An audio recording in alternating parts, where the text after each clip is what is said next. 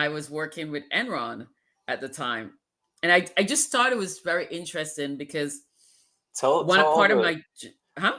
tell all these young entrepreneurs that weren't paying attention what the hell Enron is and what happened there. You could give like the quick. And Enron was a oil and gas company that the top brass were cooking the books, and their accounting firm, their auditors were in on it, and some people ended up going to jail for it. Yeah. But worse so, the good people of Enron, they lost their life savings because they had to invest in that stock. They didn't have an option not to invest. And so all the money that they thought they were going to have for retirement went up into flames. And so that was very unfortunate because at the time when I was at Enron, my spidey senses said something was off.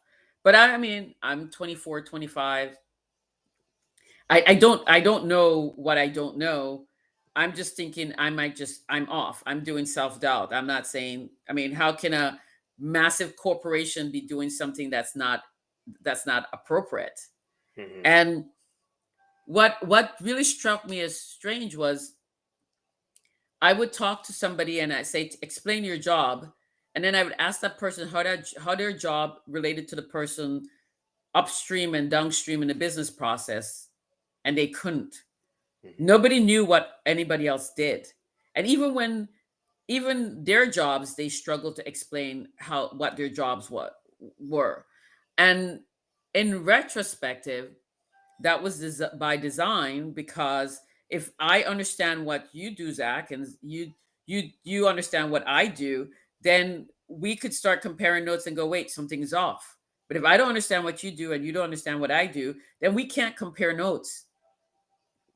And it's also a timely reminder because I just read an article today where an AI startup was basically cooking the books again.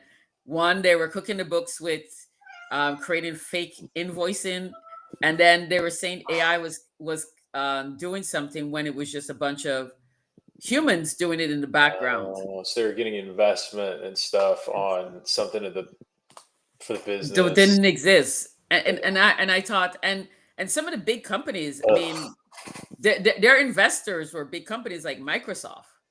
Oh And it always gosh. keeps me remind me and say, even no matter how big the company is, they're still made up of people, and people have fallacies, and they're no different from you and I.